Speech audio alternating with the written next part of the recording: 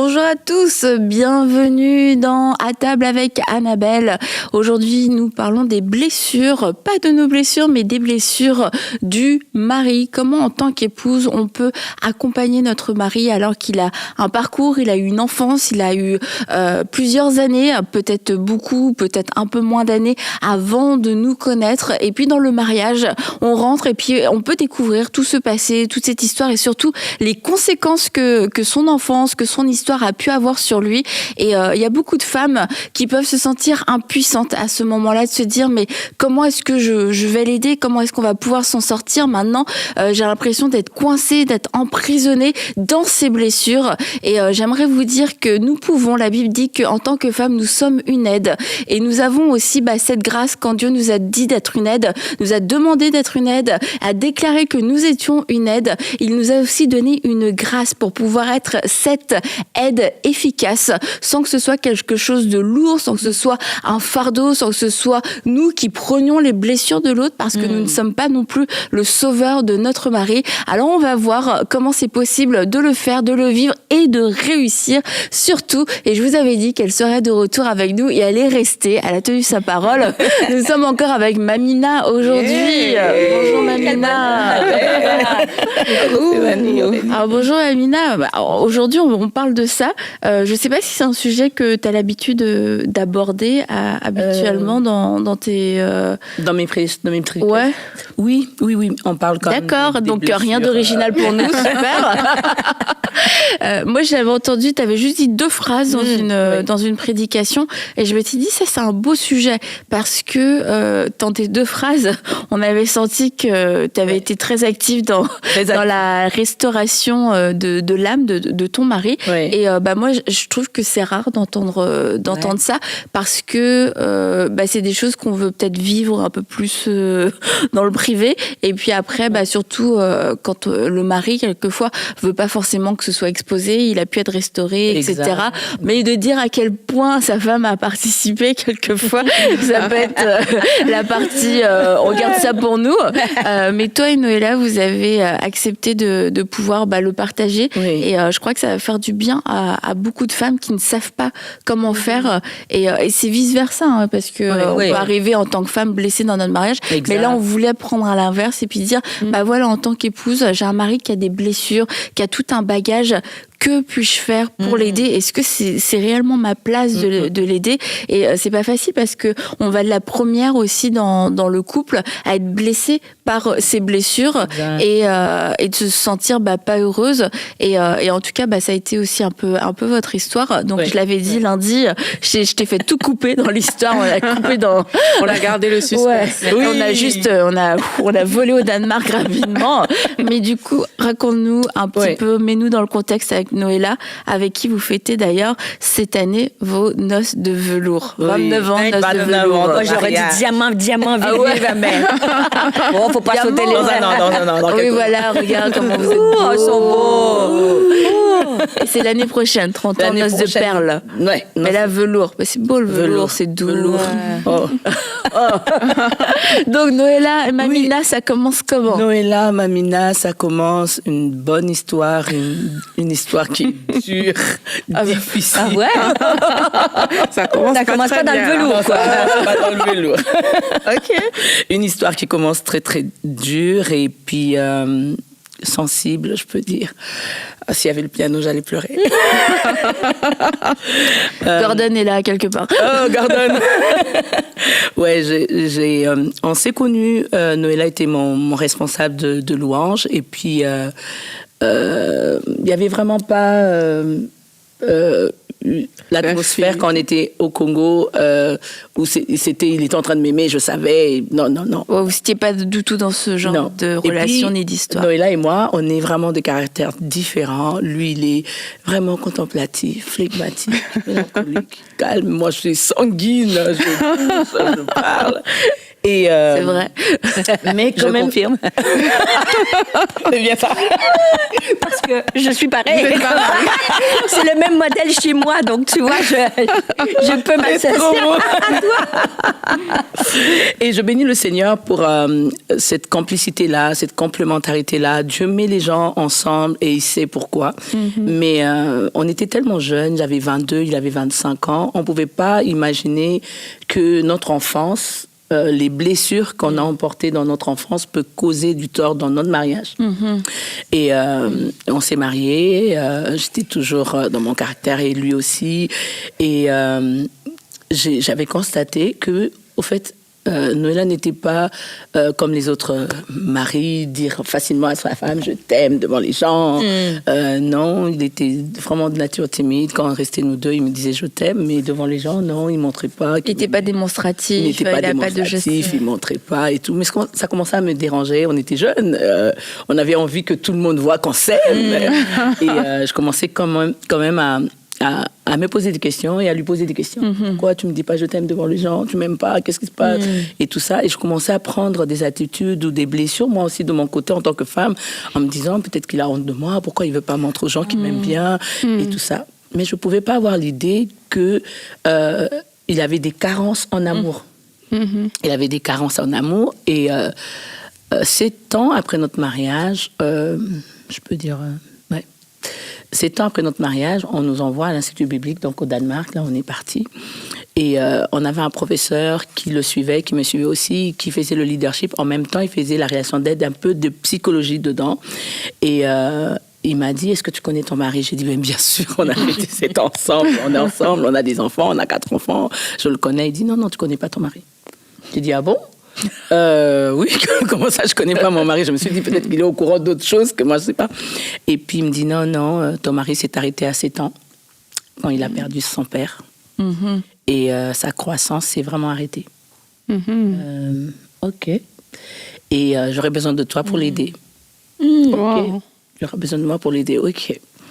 Il me dit, tu sais, quand il a perdu son père, il n'avait pas encore la facilité de comprendre que son père n'était plus là. Et il avait sa maman qui ne pouvait pas lui dire, qui n'était pas démonstrative non plus, qui ne montrait de l'amour. Je vais déjà mettre entre parenthèses, Noëlla est née, sa maman, c'était le jour de Noël. Quelqu'un va dire, waouh, mais c'était le jour de Noël au village, en Afrique, au Congo, à Kindu, la ville. C'est là où il est né. Et c'était le jour de Noël. Et sa maman avait quand même pris de la bière, elle était ivre.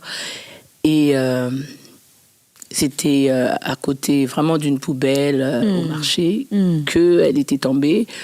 Et heureusement, il y avait des gens du village et j'ai dit merci Seigneur. Noëlla est née comme Moïse et aujourd'hui je bénis Dieu pour cette personne qui l'a Elle a accouché le jour de Noël. Elle est vraiment dans la rue, ça dehors. Dans la oui, rue, ouais, c'est dans ça. la rue. Elle a accouché le jour Un peu inconsciente.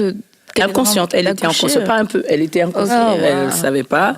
Et puis il y a des gens qui ont crié, il y a une femme qui a accouché, on l'a emmenée, elle et le bébé, donc Noëlla, à l'hôpital. Et comme elle était ivre, le papa de Noëlla n'était pas là non plus, donc personne ne savait quel nom on va donner au bébé. C'était le jour de Noël, ils ont dit Noël est là, c'est ça, Noëlla. Ok, Noëlla. Et peut-être derrière un prénom, même comme ça peut sembler anodin, mais il y a toute une histoire, Noël, c'est un beau jour, et puis tu te rends compte qu'il y a des circonstances dramatiques. Ouais, exact. Et pendant tout ce temps, lui, il ne célébrait pas son anniversaire, ni célébrait Noël. Et au départ de son père, il a été recueilli par ses oncles. Il est venu à Kinshasa, il a quitté Kindu, où il était né. À la perte de son père, il est venu à Kinshasa. Il a grandi avec ses oncles, difficilement, le temps de comprendre qu'il n'était plus avec sa mère, ses sœurs, il était seul.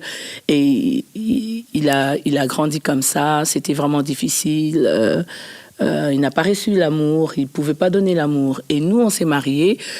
Il avait déjà connu le Seigneur, j'avais déjà connu le Seigneur, mais on ne pouvait pas imaginer que c'était une partie, une thérapie qu'il devait avoir, une partie qui devait être soignée. Aujourd'hui, dans la vie chrétienne, on se dit, ok, je suis mariée, je suis un homme de Dieu, ok, c'est bon, j'ai ma femme, j'ai mes enfants, tout est bon, ok, j'ai démontré de l'amour, je lui ai dit je t'aime devant tout le monde, mais on ne sait pas qu'on a des choses à soigner de notre enfance qui peuvent aujourd'hui marquer marquer notre futur. Est-ce que de l'extérieur, ça avait l'air d'aller, votre couple, en tout votre cas, famille? Oui, oh là là, oui. C'était plus de l'extérieur. Oui. Ouais, de l'extérieur, en tout cas, on était jeunes, on était encore dans notre vie de jeunesse, il était responsable des jeunes, on s'habillait pareil, mariait nos couleurs. Tout le monde, déjà, à cette époque-là, on était vraiment amoureux. Mais c'était le cas. Mais c'était juste le cas à l'extérieur. C'était que dans les profondeurs de votre âme, tous les deux, vous n'étiez pas comblés. Non. Je pense que moi, je m'attendais à plus. En fait, à l'époque, je me rappelle à l'époque, je ne sais pas si c'est votre série, mais on regardait les Harlequins, les Nous deux, des livres romantiques où on parlait quand vous vous aimez, il y a ça, il y a ça, il y a ça. Et puis, je n'ai pas retrouvé ça dans mon ménage, dans mon mariage. Ça commençait à faire des carences chez moi. Mais le pauvre, il ne savait pas comment me donner parce qu'il n'avait jamais reçu. Et c'est à l'Institut biblique qu'il a vraiment accepté Peter Potter, que je salue. Qu'il a accepté. Je salue. Paul et... Il a bien retenu Papa, là. Femme, connecte-toi. Et il a vraiment fait un travail. Je pense que le Saint-Esprit est passé par lui pour nous aider. Là, je veux quand même qu'on s'arrête parce que c'est une étape marquante. C'est qu'il y a une proposition d'aide. Mais quelquefois, il y a cette proposition d'aide qui arrive dans la vie d'un homme ou d'un couple, là pour le coup, mais qui n'est pas saisie. Et parce que de dire, ok, tu t'es arrêté à 7 ans, t'as besoin d'aide, c'est pas tous les hommes qui vont accepter. Mais c'est pas tous les hommes qui vont mettre des mots M-O-T-S sur des mots M-A-U-X. Tu sais, par exemple, mon mari, lui, il va avoir un sentiment à quelque chose d'une blessure, mais ça va prendre un certain temps avant d'identifier. Tu as les symptômes, mais tu n'as pas le diagnostic. Et je trouve que c'est difficile pour les hommes. Ils avancent dans la vie, ils sont pasteurs, ils ont fait des choses, mais d'arriver à dire, hey, cette blessure-là, elle n'est pas réglée. Et ça, je pense que pour les hommes, c'est plus compliqué à identifier. Mais dans ton cas, à toi, c'est le monsieur qui est venu vers toi. C'est pas toi qui es allé le voir pour dire que mon mari a des blessures. Non. Je n'étais pas partie le voir, mais c'était comme notre professeur de leadership, et c'était son professeur. Il voyait le leader en Noéla, comme on a dit, l'histoire de Moïse. Il voyait le leader, mais il voyait un leader qui, à l'intérieur, n'était pas guéri. Avait des blessures intérieures, qui n'étaient pas soignées, et qui pouvaient, à la longue, troubler son couple. Je pouvais prendre des décisions de divorcer, juste parce que j'ai pas reçu l'amour de mon mari. Mais mon mari, comment il peut me donner l'amour qu'il n'a jamais reçu? Donc, en fait, moi-même, je devais aider mon mari à retrouver l'amour pour qu'il me donne l'amour que je cherchais. Donc, en fait, c'était une thérapie qu'on devait faire pour lui, mais en fait, c'était pour moi aussi. Parce que plus il était comblé, j'étais comblée. Il a donné un exemple. Il dit, j'ai une bouteille d'eau remplie et j'ai une bouteille d'eau vide. Et Noéla, il a une bouteille d'eau vide. Et toi, tu viens avec une tasse et tu t'attends avec un verre qui remplisse d'amour. Il n'en a pas. Et il donnait l'exemple, je pleurais, il dit, il n'en a pas. Tu demandes l'amour qu'il n'a jamais reçu. On donne que c'est qu'on a.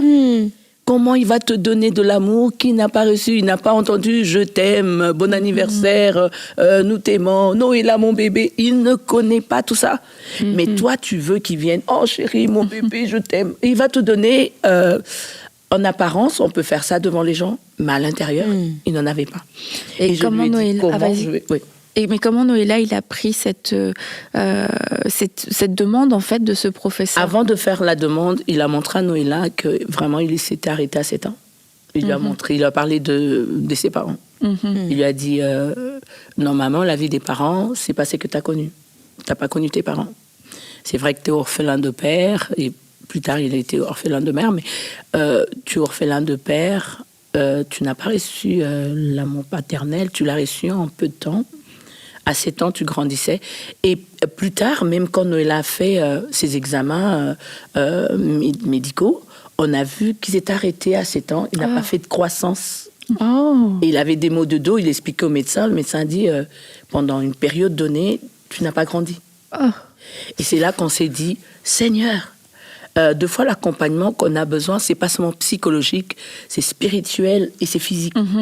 Et deux fois, nous les femmes, on se dit, ok, mon mari, c'est un mari tout fait, c'est bon, il va m'accompagner dans tout. Mais deux fois, Dieu peut nous mettre à côté d'un homme juste pour l'accompagner de son passé, l'emmener dans son présent et l'accompagner dans son futur.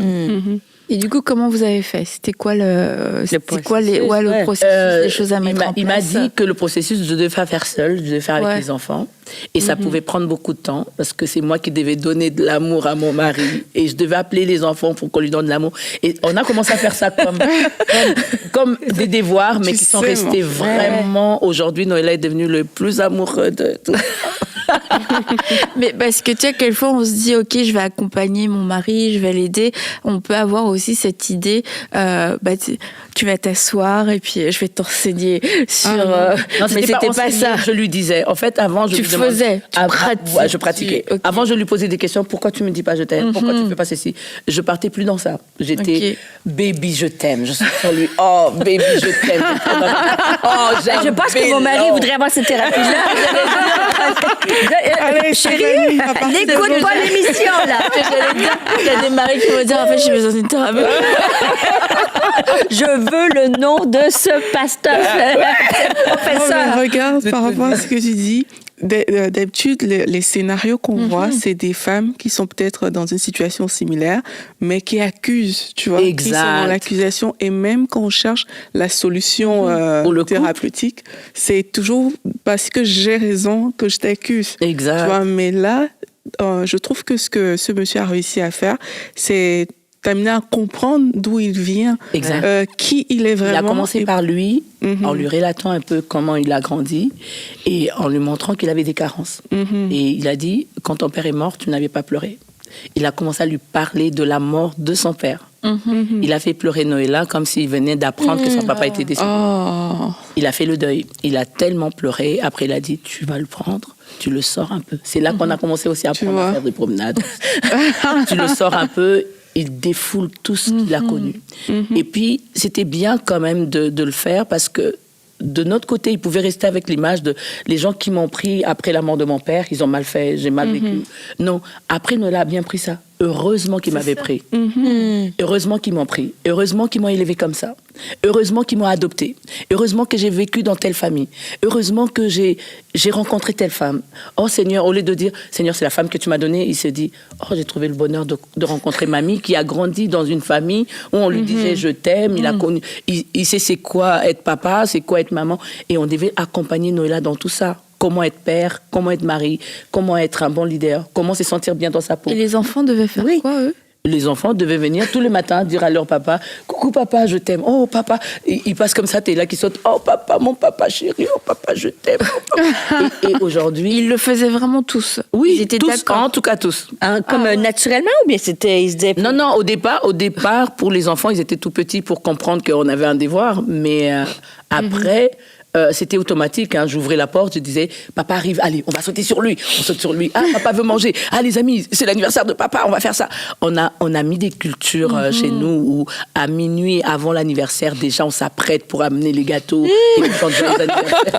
C'est vrai que c'est la fête, hein. Le premier anniversaire de ils sont sérieux, c'était en famille. Ils sont sérieux, elle fait même ça à d'autres gens, tu vas frapper. Oui, nous à minuit 23h59, on frappe, on te démonte l'amour. Fête. Alors, c'est génial. 1er avril. C'est bientôt là.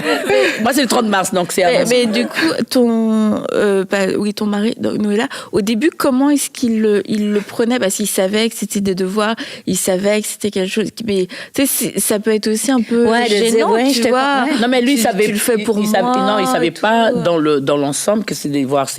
C'est plus dans des réunions de couple qu'on raconte, qu'il comprend qu'on a fait un travail. T'avais... non, je lui ai pas dit tout ce que le professeur m'a dit. Et lui m'a juste raconté que, en fait, il m'a ramené à pleurer mon père, à comprendre que pour devenir un véritable père, il faut d'abord faire le deuil. Et il m'a pas dit que, au fait, c'est quoi le devoir qu'il t'a donné? Lui aussi, il avait un devoir pour venir nous donner de l'amour, petit à petit, essayer de dire quelque chose. Noëlla, qui n'était pas bavard, il a commencé à être bavard, il commençait à me dire des compliments, c'est qu'il voyait. Et moi, je venais, je dis, comment tu trouves mes cheveux? Il me dit, ah, c'est joli. Il ne parlait pas, il commençait à faire devant l'église, il pouvait prendre le micro, il parle de moi, il commençait à me faire des compliments, il commençait vraiment à parler de moi à tout le monde, à à me mettre en avant et à me sortir, à parler de moi et à parler de sa fille. Il sort sa fille à Taylor avait 15 ans. Noëlla sort avec Taylor au cinéma. C'est le premier homme de ta vie, on reste ensemble. 18 ans, Taylor avait une bague de son papa. 20 ans, Noëlla sort avec une fleur. Et je pense que tout ça, il avait tellement appris au Danemark, il a mis en action. Je pense que lui faisait son devoir, nous on faisait nos devoirs, et aujourd'hui la famille est devenue... il est vraiment guéri de ses blessures, au point que je trouve même qu'il fait en excès, mais il le fait tellement bien. Tu te réveilles, il s'occupe de toi, il a repassé ta robe. Il te chouchoute. Il me fait... tous mes anniversaires, Noëlla me fait des surprises. Mes 40 ans, il m'emmène à Bangkok, je dis... Il a dit à ma mère et ma sœur, apprête ma valise. Et il dit, Matouze, je vais emmener mamie en Asie pour la première fois. Et pour ses 40 ans, je vais l'emmener. Et il a fait tout un complot avec ma famille. Papicho me dit, tu es déjà allé en Asie? J'ai dit, non, je ne savais pas qu'on allait en Asie. Il demande à une de mes copines de m'appeler, de me dire, je suis à l'aéroport, viens à l'aéroport et je vais te rencontrer. Et Nana m'appelle, me dit, oui, on se rencontre à l'aéroport. Nana qu'on salue. Nana qu'on salue, très ton bonheur. Elle m'appelle, elle me dit, je suis à Paris, je suis à Charles de Gaulle, je fais juste transit, j'aurai pas le temps de te voir, est-ce que tu peux venir? Je savais pas. Je m'apprêtais, je me suis dit, c'est ma copine, c'est Nana, c'est pas grave, je m'habille comme ça. Nana me dit, non, après toi, c'est comme l'aéroport, les gens te connaissent, imagine quelqu'un veut prendre une photo avec toi, après toi, maquille-toi, après toi. Ok, je me suis apprêtée. Après, il me dit, ça fait longtemps que j'ai pas vu Nana, je t'accompagne, on va la voir. Ok, après il appelle Papicho, j'ai pas envie de vous conduire, est-ce que tu peux nous emmener? Je comprenais rien du tout, pour moi c'est bon. On arrive à l'aéroport, au loin, Papicho me dit, j'ai déjà parti en Asie. Je dis, non. Il dit, parce qu'on met des destinations en Asie. Il m'expliquait, mais je comprenais rien du tout. Au loin, je vois ma soeur, je vois ma mère, je dis, mais qu'est-ce que vous faites là? Vous venez voir Nana. Me sort le billet, il me dit, vive tes 40 ans, joyeux anniversaire. Je dis, mon Dieu, c'est bon, et on est parti en Asie, j'ai pleuré. Je me suis dit, il y a des choses que des femmes ratent aujourd'hui. C'est juste parce qu'on ne sait pas faire notre rôle. Le rôle qu'on doit faire, c'est de mettre tellement de carburant dans l'avion, et l'avion a vraiment décollé. Littéralement, pour le coup. Tu veux voyager, quand même, le carburant. Tu iras au moins jusqu'en Asie. Et aujourd'hui, ce qu'il fait, ce n'est plus comme devoir, je pense pas. Je pense qu'on en a mis trop, et il le fait librement. C'est peut-être les gens qui nous disent, votre famille, vous êtes une famille heureuse, on fête nos anniversaires, on sort avec nos enfants, on sort en couple, on reste ensemble. Et je me dis, heureusement qu'il a été guéri de ses blessures, parce qu'il voit plus les choses de cette manière-là. Il se dit, je suis un bon père, je suis un bon mari, je suis à côté de mes enfants, j'avais mes lacunes, j'avais mes carences. Et quand on en parle dans des conférences des familles ou des couples, c'est là qu'on se rend compte, on vient de loin. Le Saint-Esprit a fait un travail en nous. Ce que j'ai aimé de Noëlla, c'était de se dire, ok, je suis un homme, j'ai eu beaucoup de carences, je suis prêt qu'on puisse m'aider. Mais comment est-ce que toi, tu as fait pour garder ta place et tu vois, ne pas commencer à te dire, c'est lui, il a un problème. C'est lui qui a un problème, c'est lui le problème. Et puis, du coup, quelque part, on peut s'élever au-dessus de la personne. Moi, je fais mes devoirs pour aider la personne qui a un problème, parce qu'à un moment donné, il a plus de problème. Et tu vois, quand il se relève, c'est un homme fort. Et puis, on n'est plus un peu dans cette relation un peu d'aider, aidant. Comment, toi, t'as fait pour garder ta place d'épouse, le respecter et ne pas t'élever, entre guillemets, au-dessus de lui? Alors, comment je fais? Déjà, je crois que toutes les décisions que j'ai prises avant le Danemark, donc avant le professeur, je me suis repentie quand même, parce que j'étais trop dans le jugement. Si aujourd'hui mon couple va pas bien, c'est à cause de lui. Si on se retrouve ici, c'est lui. Si je voyais pas ma part, je ne voyais pas ma faute, et je crois que j'avais beaucoup appris, où je pouvais vraiment partir en retraite. Je prends 40 jours pour prier pour mon mari. Carrément. Pour prier, pas pour Seigneur bénis-moi, je priais pour mon mari, je priais pour qu'il comprenne les choses avec Dieu, son appel, que je puisse être la personne qui va l'accompagner. Pourquoi on a toujours cette discussion, cette incompréhension? Il me reproche de quoi? Qu'est-ce que je dois changer? Et j'étais trop dans C'est toi. Et après, je me suis dit, t'as réalisé. Mamina, qu'est-ce que tu dois faire pour accompagner cet homme de Dieu à faire ça. Et je commençais à me dire, chaque fois, avant de pointer le doigt, je me pointais d'abord. Et je me positionnais à demander pardon tout le temps. Nola, pardonne-moi. J'aurais pas dû dire cette phrase, mais c'était sorti. Pardonne-moi. Et c'est lui qui revenait après. Il dit non, c'est pas toi. Je crois que je t'ai poussé à dire cette phrase-là. Et après, on priait ensemble. On s'est compris que pour se souder, pour se comprendre, chacun de nous avait sa part de responsabilité à faire. Et aujourd'hui, vraiment guéri de ses blessures. C'est ça, c'est que t'es pas finalement. Dieu a permis que Dieu fasse aussi un travail en toi pour pas que tu te positionnes comme si je suis une infirmière et puis toi on va t'aider. Non, parce que toi tu t'es rendu compte que t'avais des choses. Moi-même ça m'a beaucoup aidé. Ça m'a beaucoup aidé. Et les choses que je prenais comme injustes ou méchantes de sa part, c'est comment il peut faire ça? Comment non il a pu faire ça? Et je prenais ça tellement mal que plus tard, j'ai commencé à comprendre qu'à cause des carences, à cause de lacunes, il s'est comporté comme ça. C'est comme ça même dans la vie de famille, on ne parle pas seulement de la vie de couple. Vous verrez une fille qui dit « mais mon père est méchant ». Mais ton père, comment il a vécu? Comment était son enfance? Comment il a grandi? Comment était sa naissance? De fois, on peut juger une personne sans comprendre le background. Et aujourd'hui, je dis, pour une famille réussie, il faut vraiment commencer par les b.a.-ba, comment la personne a grandi, comment la personne a été éduquée, comment la personne a compris les choses, et maintenant, comment la personne définit les choses. Je ne pense pas que je définirais les choses de la même manière quand j'étais au Congo, quand on s'est marié.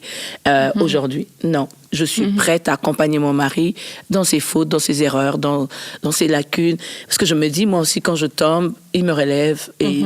S'il lui tombe, je le relève. Et du coup, je me prends comme un agent que le Saint-Esprit utilise pour l'accompagner à être guéri. Mais je ne me vois pas seulement pour lui, pour moi. Lui aussi est un agent que Dieu a positionné pour moi. Et je vois aussi mes enfants, même les gens de l'Église qui sont là pour m'aider à grandir dans ma marche avec le Seigneur. Pour moi, je pense qu'une thérapie d'un homme de Dieu, ça conditionne pas seulement son épouse, ça conditionne les membres de famille et toutes les personnes qui l'entourent. Parce que si cette personne partir en thérapie. Exactement. Si cette personne-là n'est pas guérie, vous allez vivre les choses, parce qu'on dit un blessé blesse. À force de recevoir les coups, des blessures, tu vas voir, cette personne va te rendre les blessures, mais si cette personne est guérie... il y a aussi le côté de la semence, tu vois. Oui. Tu sèmes au final ce que tu veux voir. Oui. Tu vois, quand tu parles, j'entends beaucoup ce côté-là, parce qu'au lieu de rester dans je pointe du doigt les choses qui ne se passent pas comme j'aimerais dans mon couple, tu vois, toi tu dis, même avec les enfants, tu as semé l'amour à l'intérieur de ton mari pour qu'il puisse le redonner. Et moi je crois que c'est vraiment quelque chose d'instructif dans le sens que au final, tu sèmes ce que tu veux voir dans ton couple, dans ton environnement, etc. Tu sèmes cette chose-là et t'es pas en mode juste ça ne fonctionne pas, ça ne fonctionne pas, ça ne fonctionne pas. Mais moi, qu'est-ce que je peux faire pour que ça fonctionne? Est-ce que je suis capable de semer, d'impulser cette chose-là? Ça a fait une différence pour vous et je crois que ça peut faire une différence dans la vie de plusieurs personnes. Je pense que plus tard, je pouvais tomber dans une autre forme de prison. C'était je donne trop. Je donne trop au point que tout le monde comprend que mamie aime tellement Noéla qu'elle donne, quoi. Et du coup, je commençais à faire l'inverse. Je lui disais tout le monde constate que je t'aime trop et ça me gêne. C'est toi qui dois m'aimer trop. Et le pauvre, il commençait vraiment à faire des efforts pour montrer aussi qu'il m'aime trop. Après, je me dis, non, nos caractères restent quand même. Nos caractères restent. Une personne qui n'est pas trop démonstrative, il ne faut pas le pousser à devenir démonstratif. Est-ce que vous vivez ce dilemme, Stéphanie? On dirait que tu m'aimes trop, Stéphanie. Arrête, calme-toi. Non, on a quand même certain contrôle là-dessus. Parce que les femmes, on est vraiment expressives. Mais comment tu as fait pour ne pas te dire que c'est trop, justement? Parce qu'on entend aussi souvent certaines femmes qui disent que c'est toujours moi. C'est comme si de l'autre côté, le réservoir affectif n'est pas rempli et que c'est toujours elle qui pousse. Comment tu fais pour rester dans la phase où peut-être en ce moment, oui, je donne, je pousse, mais ça ne dérange pas au final que je le fasse. Il faudrait vraiment chaque jour se parler.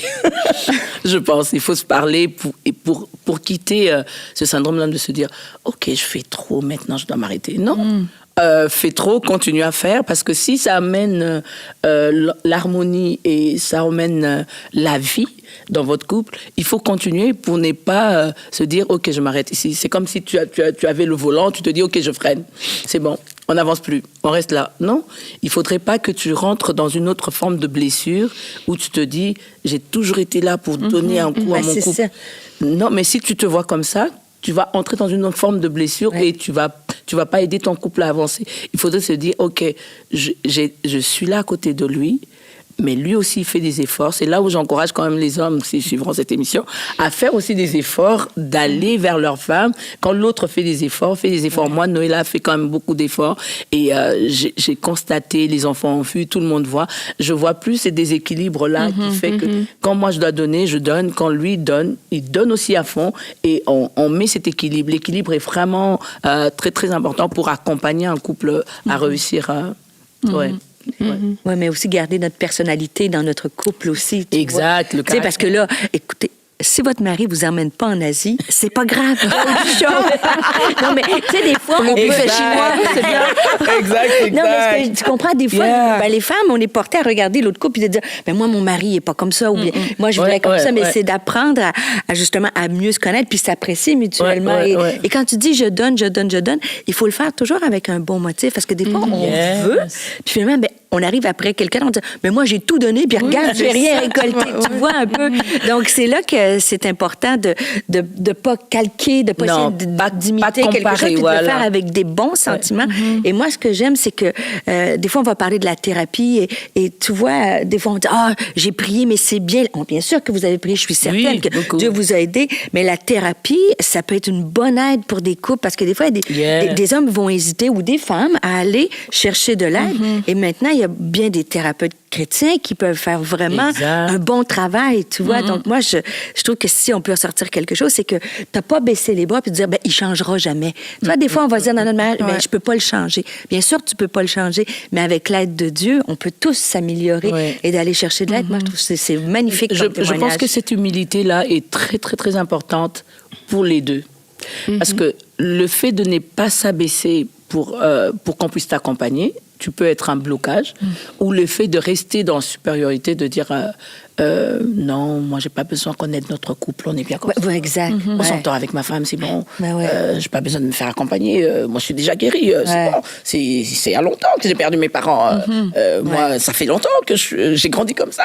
Mais tu vas voir quelque chose, un souvenir qui remonte. Tu vois la personne en train de pleurer ou il devient directement colérique. Allez dans la chambre, je fais ceci, faites cela. Vous pouvez voir la réaction d'une personne, c'est dû à son passé. Et un passé qui est mal soigné, c'est pas bon. Il faudrait vraiment avoir de l'humilité de se dire, OK, ça, c'est un mauvais caractère que je suis en train de reconduire pour ma femme, ou pour mes enfants, ou pour mon mari, ou pour moi-même. Je crois que je vais changer ce caractère. J'accepte d'être aidée. Et pour savoir que tu as des blessures ou que tu as des mauvais comportements, c'est écouter le témoignage de plusieurs, des gens qui sont tout autour de toi. Qu'est-ce qu'ils disent de toi tout le temps? Pourquoi tu réagis toujours comme ça? Pourquoi tu boudes? Pourquoi t'es fâché? Tu te dis, mais je suis pas fâché. Tu te dis, je suis pas fâché, mais tout le monde te dit, pourquoi t'es en colère? Aujourd'hui, tu rigoles pas. Plus les gens te font des reproches, plus ça te dit où tu es exactement. Du coup, on encourage les gens à continuer de faire des reproches pour aider. C'est de la thérapie. Mais parfois, moi, les cas que j'ai souvent vus, c'est les femmes qui sont comme prêtes à aller en thérapie. Mais pas forcément au niveau de leur mari. Et en fait, c'est aussi peut-être voir dans quelle mesure, c'est pour ça que j'ai posé cette question au début, est-ce que c'est toi qui allais chercher le monsieur ou il est venu tout seul? C'est voir dans quelle mesure il faut accompagner la personne qui ne pense pas en avoir besoin vers là aussi. Aujourd'hui, dans la vie chrétienne, nous avons des bergers, nous avons des pasteurs qui ont cette facilité de garder d'abord des secrets de famille, c'est des secrets de famille, c'est confidentiel, et accepter de vous accompagner. beaucoup d'hommes n'aiment pas que leurs femmes relatent à leur pasteur leur histoire. Mais le pasteur peut être l'homme qui va aider ton mari à sortir de là.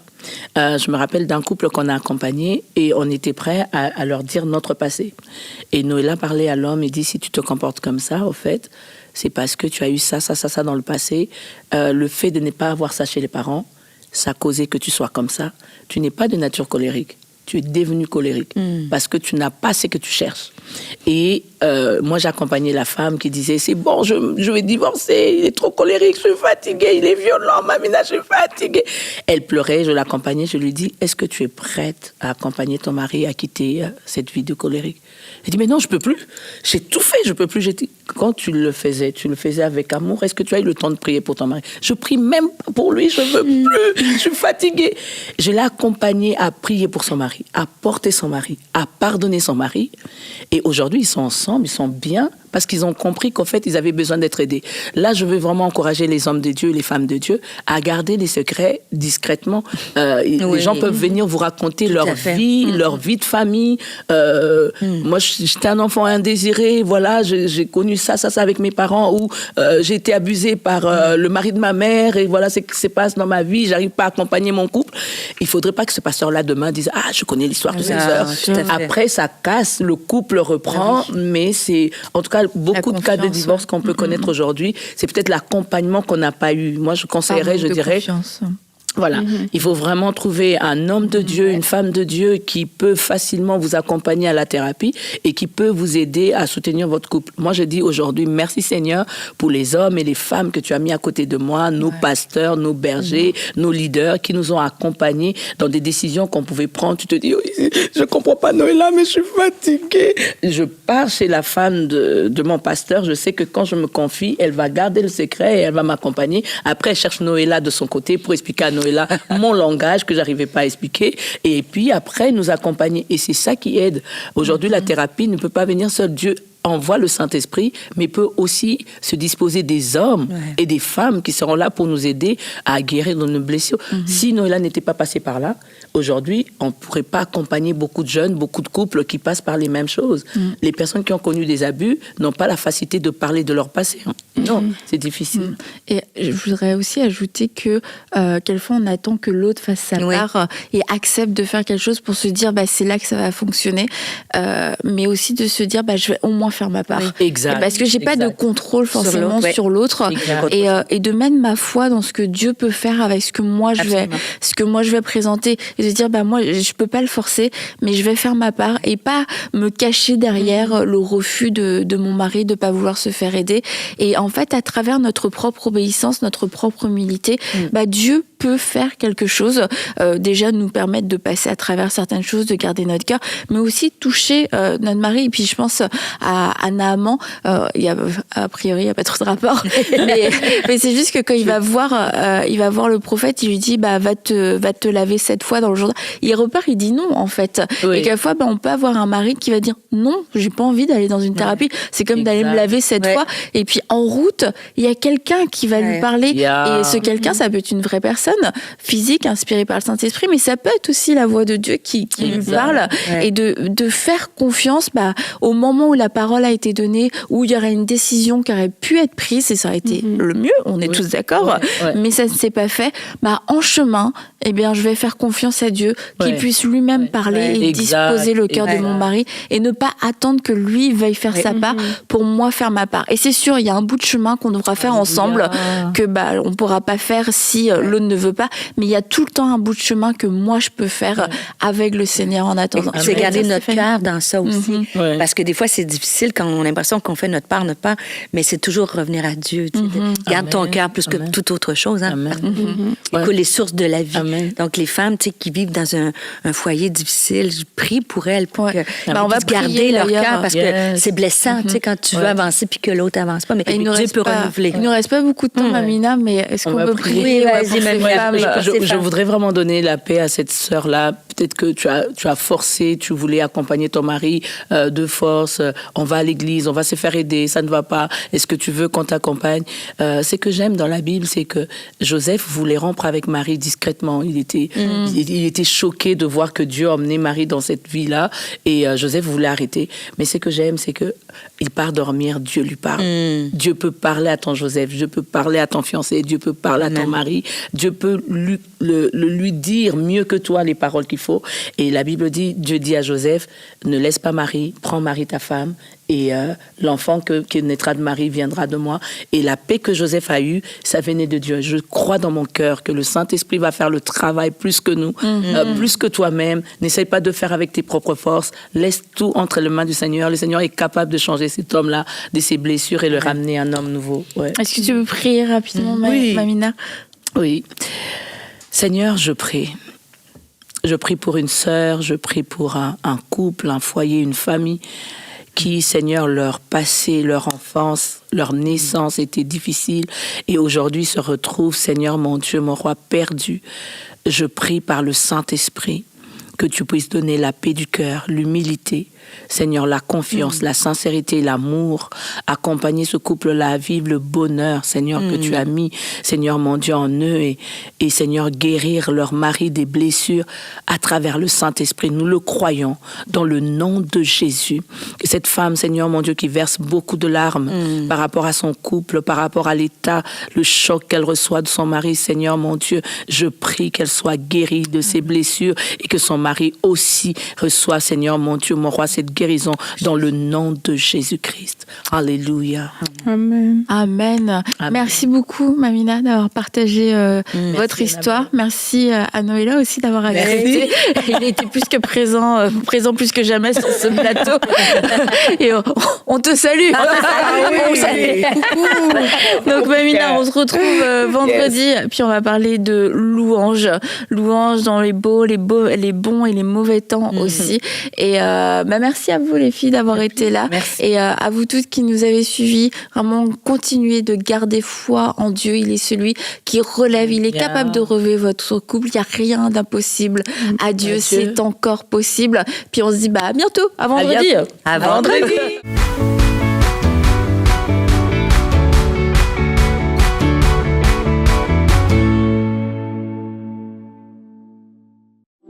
Très bientôt, nous aurons la possibilité de créer notre propre plan d'écoute de la Bible en audio avec en plus un choix de voix très varié.